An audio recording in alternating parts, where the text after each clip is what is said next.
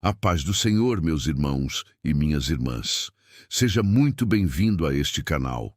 Antes de começarmos, eu te peço algo simples, mas muito importante.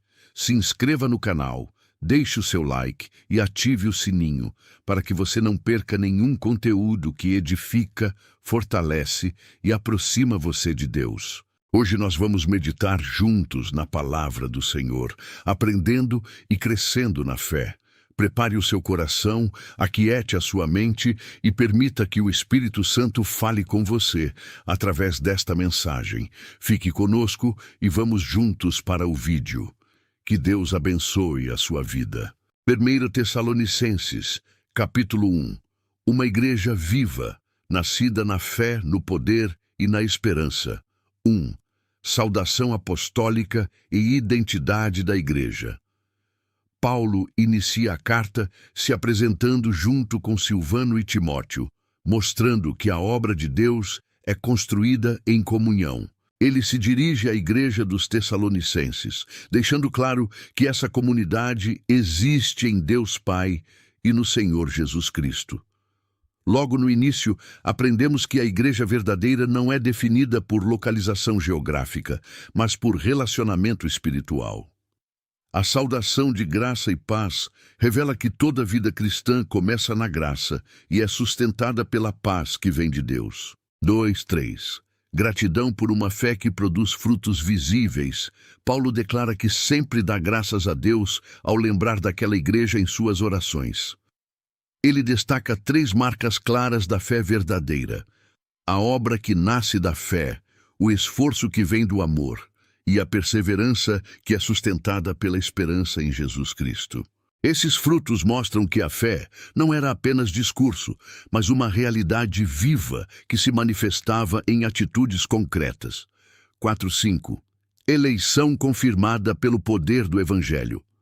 Paulo afirma com segurança que aqueles irmãos eram amados por Deus e escolhidos por Ele. Essa convicção não vinha de emoção, mas da evidência espiritual.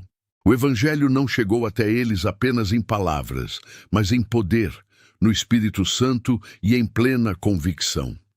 Aqui aprendemos que o verdadeiro Evangelho transforma porque vem acompanhado da ação de Deus, não apenas de argumentos humanos. 6. Imitadores de Cristo em meio à tribulação. Paulo reconhece que os tessalonicenses se tornaram imitadores dos apóstolos e do próprio Senhor.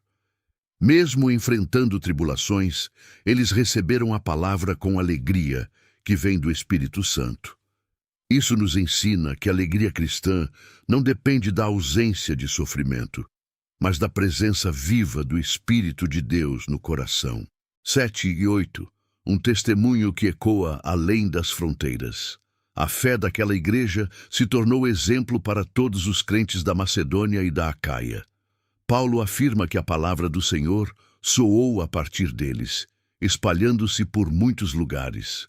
A fé deles não precisava de propaganda, porque a própria transformação de vida anunciava o poder de Deus. Quando Deus muda um coração, o testemunho fala mais alto que qualquer discurso. 9:10. Conversão genuína e esperança viva. Paulo relata como todos comentavam a conversão dos tessalonicenses. Eles deixaram os ídolos para servir ao Deus vivo e verdadeiro. Essa mudança revela arrependimento real. Não foi apenas uma troca de crenças, mas uma mudança de senhorio. Eles passaram a viver aguardando dos céus o Filho de Deus, Jesus, que foi ressuscitado dentre os mortos e que livra da ira futura. A fé deles estava firmada não apenas no presente, mas na esperança da volta de Cristo. 1 Tessalonicenses, capítulo 2. O ministério verdadeiro, o amor pastoral e a palavra que transforma. 1:2. O evangelho anunciado com coragem em meio à oposição. Paulo lembra aos tessalonicenses que a visita deles não foi vazia nem inútil. Antes de chegar até eles, os apóstolos haviam sofrido perseguições e humilhações em Filipos. Mesmo assim, não recuaram. Com ousadia que vinha de Deus, Anunciaram o Evangelho em meio a grande oposição.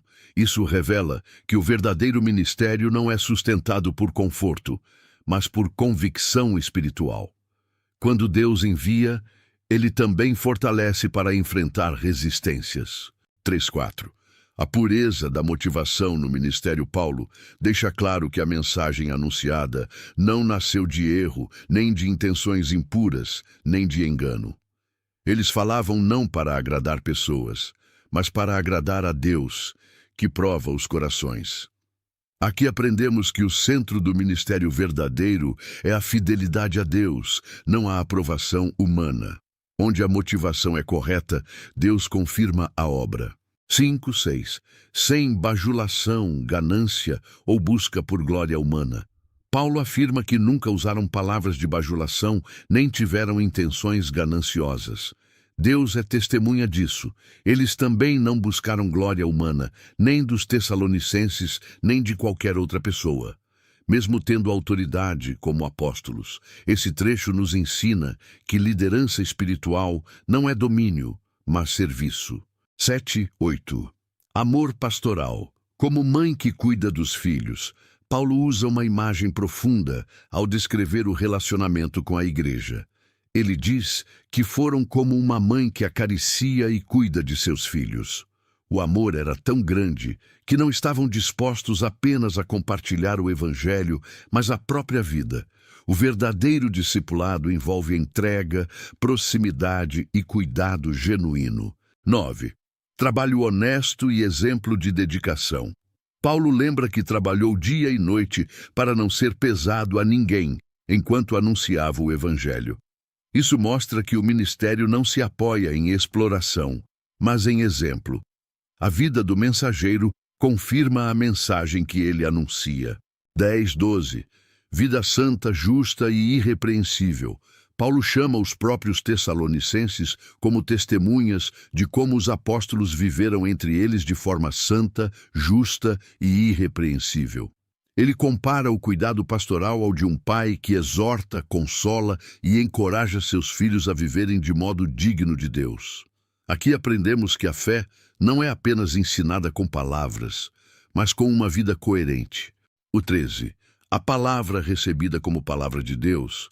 Paulo agradece a Deus porque os Tessalonicenses receberam a mensagem não como palavra humana, mas como palavra de Deus. Essa palavra não ficou apenas nos ouvidos, mas operou eficazmente na vida dos que creram. Quando a palavra é recebida com fé, ela produz transformação real. 14:16. Sofrimento por causa do Evangelho. Paulo lembra que os Tessalonicenses se tornaram imitadores das igrejas da Judéia, sofrendo perseguições do próprio povo. Ele aponta que a rejeição ao Evangelho não é nova. Aqueles que resistem à verdade acabam se opondo à obra de Deus. Mesmo assim, o sofrimento não anula o propósito divino. 17:20. O coração pastoral e a esperança no reencontro. Paulo expressa sua saudade e desejo intenso de voltar a vê-los. Ele afirma que tentou diversas vezes, mas foi impedido. Mesmo assim, declara que os Tessalonicenses são sua esperança, alegria e coroa diante do Senhor na sua vinda. Aqui aprendemos que o fruto do ministério não são títulos ou reconhecimento, mas vidas transformadas. 1 Tessalonicenses, capítulo 3. Fortalecidos na fé em meio às tribulações e firmados no amor. 1:2. O envio de Timóteo para fortalecer a igreja. Paulo revela que, não suportando mais a distância e a preocupação com a igreja, decidiu permanecer sozinho em Atenas para enviar Timóteo até Tessalônica. Isso mostra o coração pastoral de Paulo. Ele não prioriza conforto pessoal, mas o fortalecimento espiritual dos irmãos. Timóteo é descrito como irmão e cooperador de Deus no Evangelho, enviado com uma missão clara: fortalecer, encorajar e confirmar a fé da igreja. 3. A fé que não se abala diante das tribulações. Paulo explica que o objetivo desse cuidado era impedir que os irmãos se abalassem pelas aflições. Ele lembra que o sofrimento não é um acidente na vida cristã, mas algo esperado. Aqui aprendemos que a fé madura não é aquela que ignora as lutas, mas a que permanece firme apesar delas, entendendo que as tribulações não anulam o amor de Deus. 4. Advertência cumprida. As lutas fazem parte do caminho. Paulo recorda que já havia alertado os tessalonicenses de que enfrentariam dificuldades. Agora, ele confirma que tudo aconteceu como foi dito. Isso fortalece a fé, pois mostra que Deus não foi pego de surpresa. As lutas não são sinal de abandono, mas parte do processo de amadurecimento espiritual. 5. O cuidado pastoral e o temor pelo ataque do tentador Paulo confessa sua preocupação. Temia que o tentador tivesse colocado os irmãos à prova, tornando o trabalho em vão. Esse versículo revela uma verdade espiritual profunda. Existe oposição espiritual real contra a fé, mas também revela que Paulo confiava que Deus sustentaria aqueles que estavam firmados na palavra. 6. Boas notícias. Fé e amor permanecem firmes. Timóteo retorna trazendo boas notícias. A fé e o amor dos tessalonicenses permaneciam firmes. Eles guardavam boas lembranças dos apóstolos e desejavam revê-los. Aqui, vemos que o cuidado espiritual gera frutos duradouros. A fé que é acompanhada de amor é sinal de maturidade cristã. 7 e 8. Consolo e alegria no meio das dificuldades, Paulo declara que, em meio a todas as suas angústias e tribulações, foi consolado pela fé da igreja. Ele afirma algo poderoso.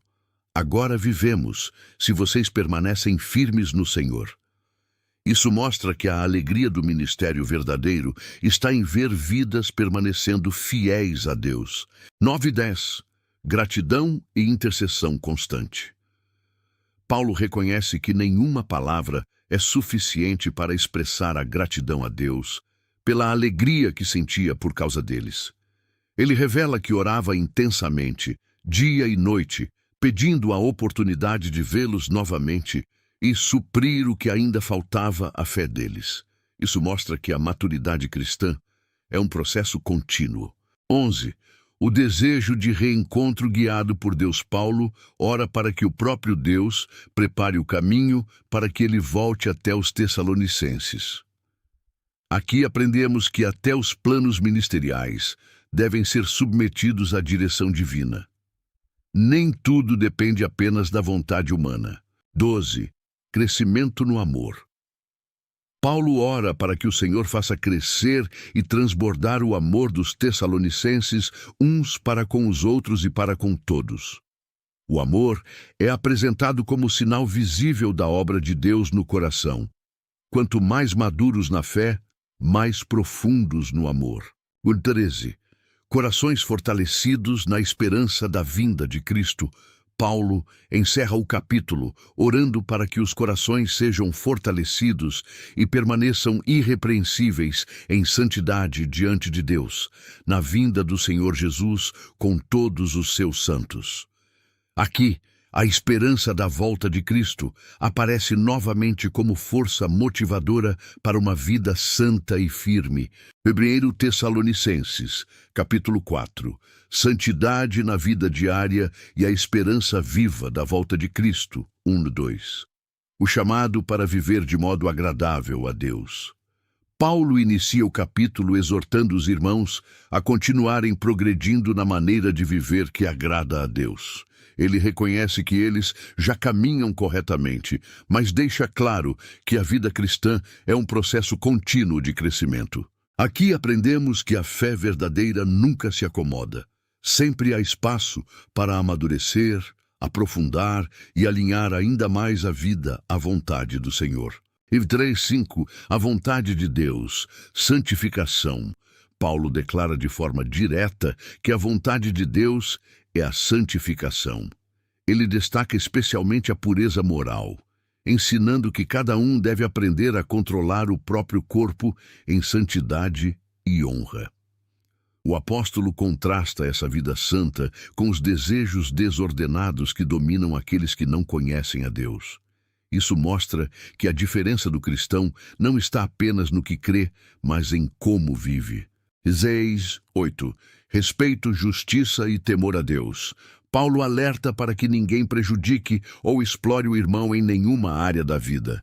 Ele lembra que Deus é justo juiz de todas essas coisas. Rejeitar esse ensino não é rejeitar homens, mas rejeitar o próprio Deus, que concede o Espírito Santo. Aqui aprendemos que a ética cristã nasce da presença do Espírito e do temor ao Senhor. 9:10. Amor fraternal que se expande.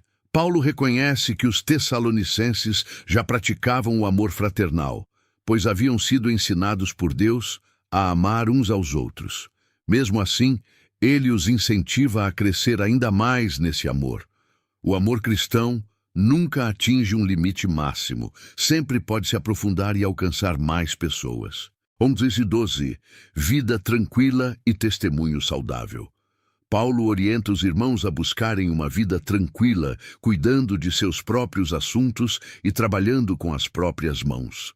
Essa instrução mostra que espiritualidade não é desordem. Uma vida equilibrada honra a Deus e gera bom testemunho diante dos de fora, além de promover independência e dignidade. 13. Esperança diante da morte. Paulo muda o foco e aborda uma preocupação profunda da igreja: o destino dos que morrem em Cristo. Ele afirma que não quer que os irmãos vivam na ignorância nem na tristeza sem esperança. A fé cristã não elimina a dor da perda, mas transforma a maneira de enfrentá-la, pois está firmada na ressurreição. Em 14. A certeza da ressurreição. Paulo declara que, se cremos que Jesus morreu e ressuscitou, também cremos que Deus trará com ele aqueles que dormiram em Cristo. A ressurreição de Jesus é a garantia da ressurreição dos que creem. A esperança cristã não é desejo, é certeza. 15-17. A vinda do Senhor e o encontro com Cristo. Paulo explica, com base na palavra do Senhor, que os vivos não precederão os que dormem. Ele descreve a volta de Cristo como um evento glorioso. O Senhor descerá do céu.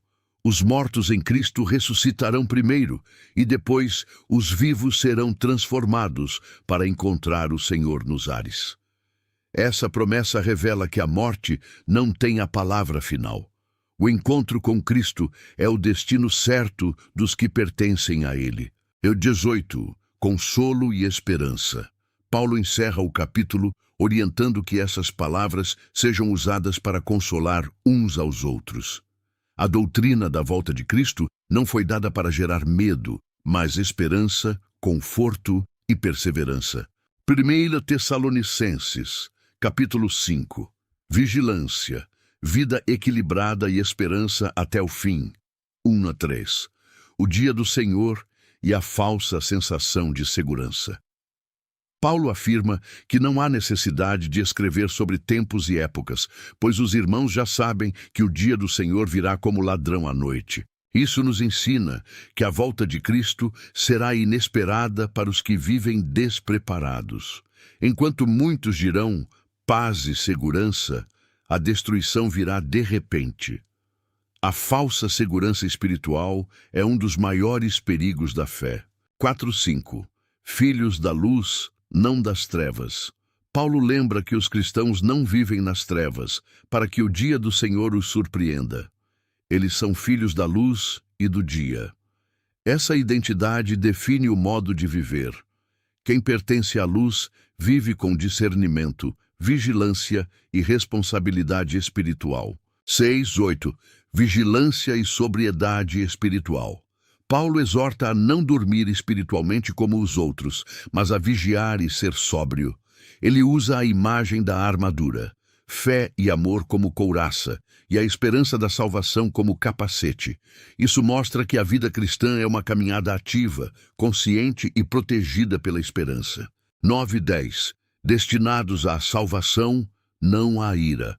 Paulo afirma que Deus não nos destinou para a ira, mas para alcançar a salvação por meio de Jesus Cristo. Cristo morreu por nós, para que, estando acordados ou dormindo, vivamos juntamente com Ele. A segurança do cristão está na obra completa de Cristo. Odeiem edificação mútua. Paulo orienta que os irmãos se consolem e se edifiquem uns aos outros. A fé não é individualista. A comunidade cristã cresce quando há encorajamento, cuidado e edificação mútua. 12:13. Respeito às lideranças espirituais. Paulo pede que a igreja reconheça e valorize aqueles que trabalham, presidem e admoestam no Senhor. Ele incentiva que sejam estimados com amor por causa da obra que realizam e que a igreja viva em paz. Isso fortalece a saúde espiritual da comunidade. A 14. Cuidado com todos. Paulo orienta a advertir os indisciplinados, animar os desanimados, amparar os fracos e ser paciente com todos. Aqui aprendemos que o cuidado pastoral é equilibrado, firme quando necessário, compassivo quando exigido e sempre paciente. 15. O bem que vence o mal. Paulo exorta que ninguém retribua mal por mal, mas busque sempre o bem, tanto entre os irmãos quanto para com todos. Essa atitude reflete o caráter de Cristo e demonstra maturidade espiritual. 16:18. Princípios para uma vida espiritual saudável. Paulo apresenta 3 exortações curtas e profundas: alegrar-se sempre, orar sem cessar, dar graças em todas as circunstâncias. Essas práticas não negam a dor, mas mantêm o coração alinhado com a vontade de Deus. Texto padrão. 19:22. Sensibilidade espiritual e discernimento. Paulo alerta para não apagar o espírito e não desprezar as profecias. Ao mesmo tempo, ensina a examinar tudo e reter o que é bom, afastando-se de toda forma de mal. A maturidade espiritual equilibra abertura e discernimento. 23. Oração pela santificação completa.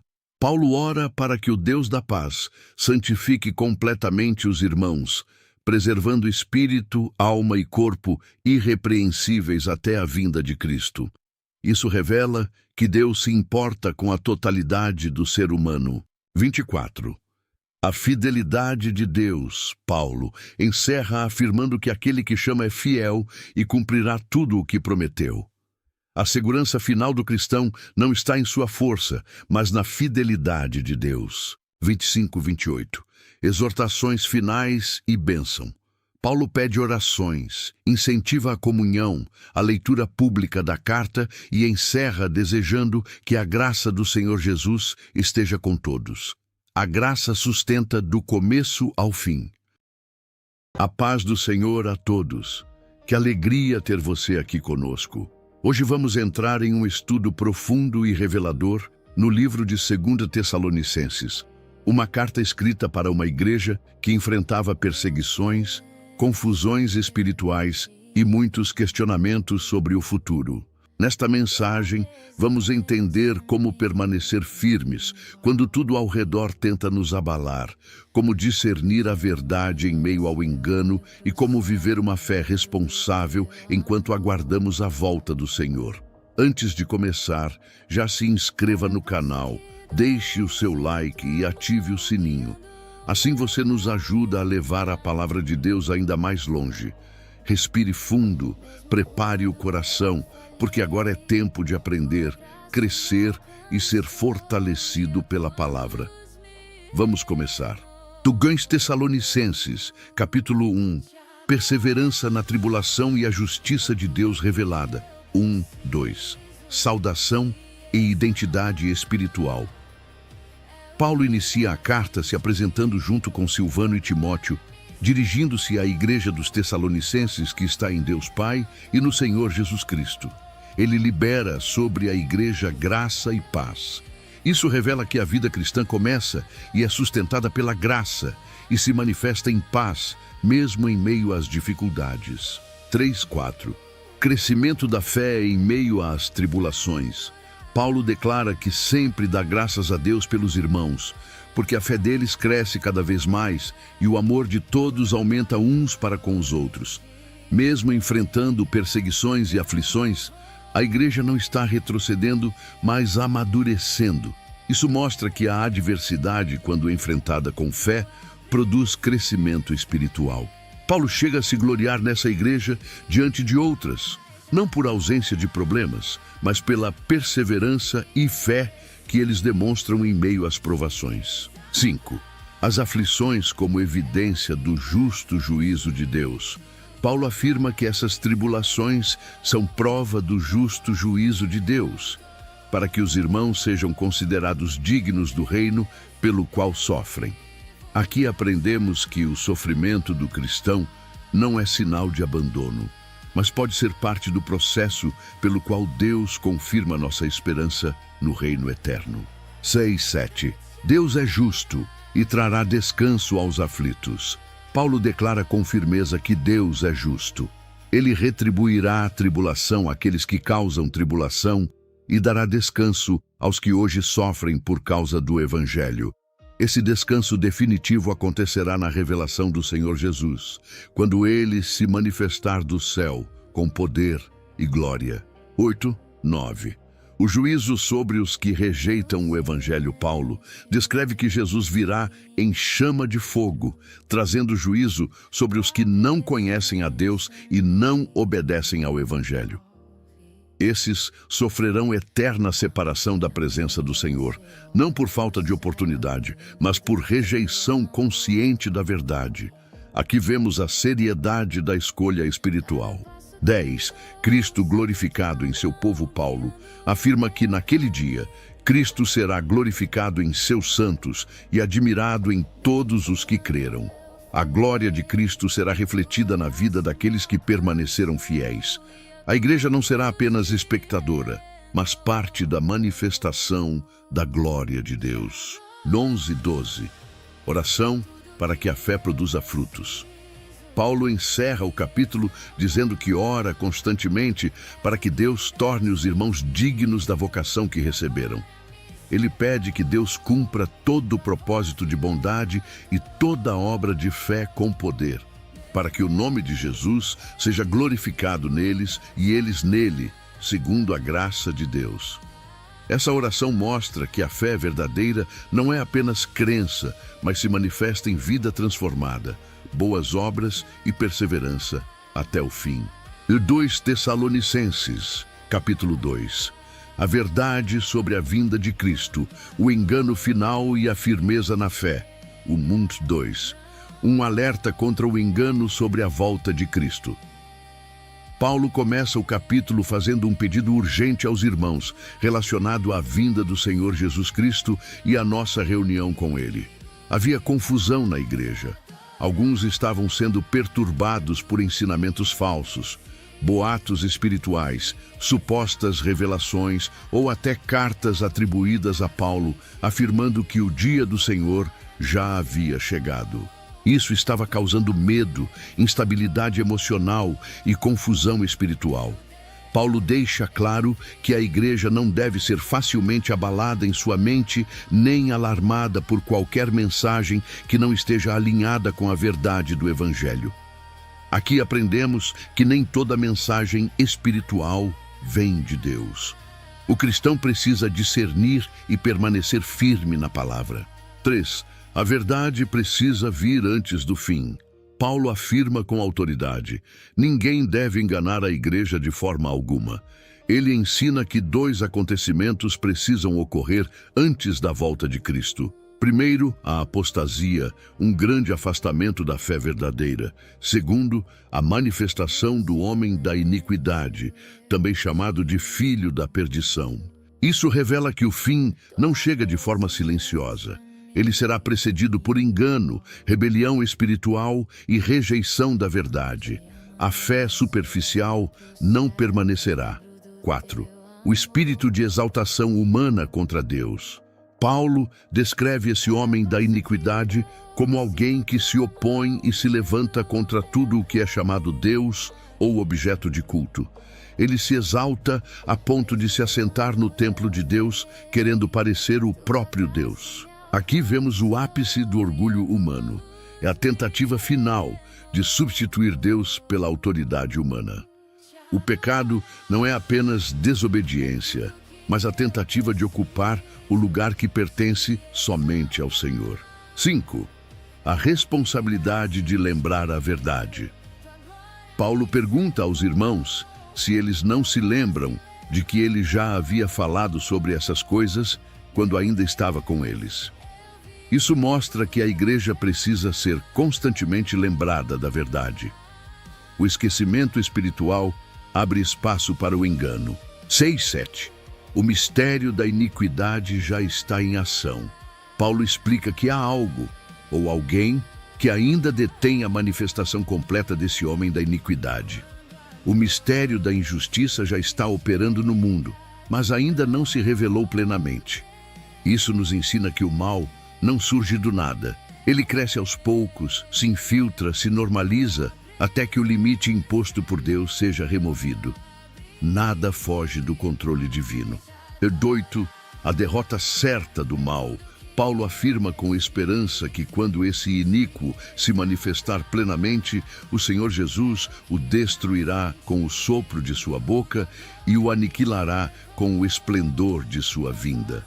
Aqui vemos que o mal não terá a palavra final. Não será uma batalha longa. A simples manifestação da glória de Cristo será suficiente para derrotar toda mentira e rebelião. 9:10. O engano aceito por quem rejeita a verdade. Paulo explica que a vinda desse iníquo será acompanhada de poder, sinais e prodígios da mentira. Ele enganará aqueles que estão perecendo, porque não acolheram o amor da verdade para serem salvos. Isso revela algo profundo. O engano não acontece por falta de sinais, mas por rejeição da verdade. Quem não ama a verdade se torna vulnerável à mentira. 11:12. Deus permite o engano como juízo. Paulo afirma algo sério e solene. Deus permite que essas pessoas sejam entregues a um forte engano para que creiam na mentira. Isso não é injustiça divina, mas consequência da rejeição contínua da verdade. Quem rejeita a luz acaba sendo entregue às trevas que escolheu. O juízo começa no coração. 13:14. A segurança dos escolhidos, Paulo muda o tom e traz consolo à igreja.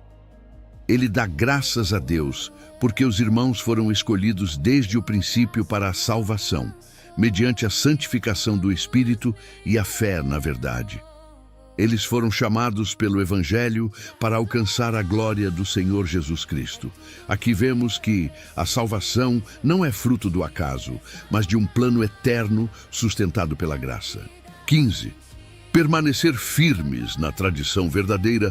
Paulo exorta os irmãos a permanecerem firmes e a guardarem as instruções que receberam, seja por palavra, seja por carta.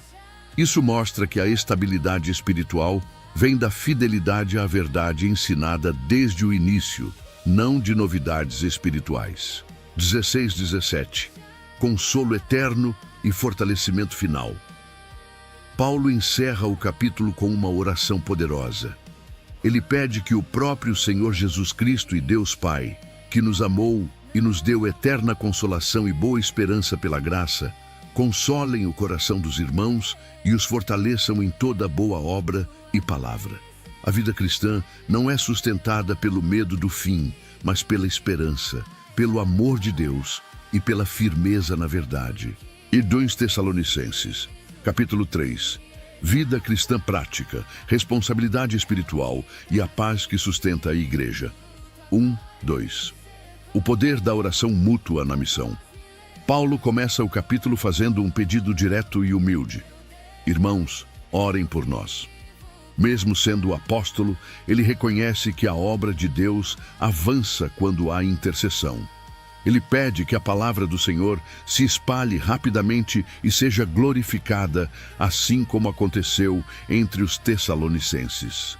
Paulo também pede oração para que sejam livrados de homens perversos e maus, pois nem todos têm fé. Aqui aprendemos que a oposição ao Evangelho não é apenas intelectual, mas espiritual. 3. A fidelidade inabalável do Senhor Paulo declara algo fundamental. O Senhor é fiel. Mesmo quando pessoas falham, Deus permanece fiel. Ele fortalecerá os irmãos e os guardará do maligno. A segurança da igreja não está na ausência de oposição, mas na fidelidade constante de Deus. 4. Confiança pastoral na obediência da igreja.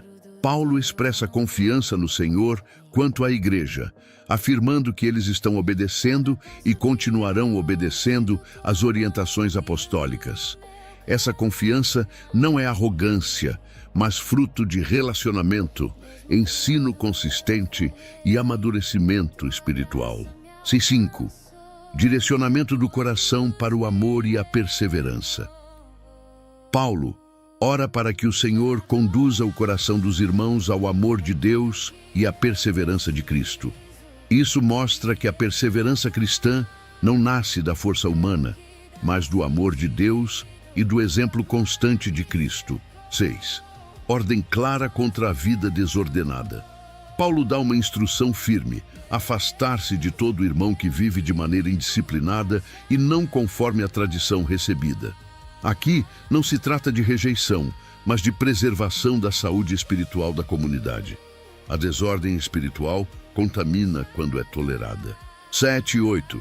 O exemplo apostólico como padrão. Paulo lembra que ele mesmo não viveu de forma desordenada entre eles. Trabalhou dia e noite com esforço e fadiga para não ser pesado a ninguém.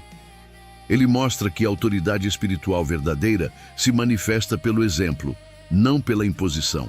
9. Direito renunciado por amor ao Evangelho. Paulo afirma que tinha direito de ser sustentado, mas escolheu abrir mão desse direito para servir de exemplo. Isso ensina que maturidade espiritual envolve abrir mão de direitos legítimos pelo bem do corpo de Cristo. 10. Princípio claro da responsabilidade. Paulo declara algo direto e sem rodeios: se alguém não quer trabalhar, também não coma. Isso não é falta de amor, mas ensino de responsabilidade. A fé verdadeira não produz acomodação, mas compromisso com a vida prática. Entende o perigo da ociosidade espiritual. Paulo aponta que alguns viviam ociosamente, não trabalhando, mas se intrometendo na vida dos outros. A ociosidade gera fofoca, confusão e desgaste na comunhão. A falta de propósito abre espaço para o pecado. 12. Exortação à vida tranquila e produtiva. Paulo orienta esses irmãos a trabalharem com tranquilidade e a comerem do próprio pão. A espiritualidade saudável é equilibrada, simples e responsável. E 13. Perseverar no bem sem desanimar. Paulo encoraja a igreja: não se cansem de fazer o bem. Mesmo quando alguns abusam da bondade, o cristão não deve abandonar a prática do bem, mas continuar firme, confiando em Deus. 14 e 15. Disciplina com amor, não com desprezo. Paulo orienta que se alguém não obedecer às instruções, seja notado e corrigido, mas não tratado como inimigo. A disciplina cristã visa restauração, não humilhação. A correção deve conduzir ao arrependimento. 16. A paz que vem do Senhor Paulo libera uma bênção profunda. Que o Senhor da paz conceda paz em todo o tempo e de todas as formas. Essa paz não depende das circunstâncias, mas da presença constante de Cristo no meio da igreja. 17. A autenticidade da palavra apostólica. Paulo afirma que escreve a saudação com a própria mão, como sinal de autenticidade. Isso mostra o cuidado com a verdade e a necessidade de proteger a igreja contra falsificações e enganos. 18. A graça que sustenta tudo. Paulo encerra declarando: a graça do Senhor Jesus Cristo seja com todos vós. A graça é o começo, o meio e o fim da caminhada cristã. Tudo o que foi ensinado só é possível pela graça.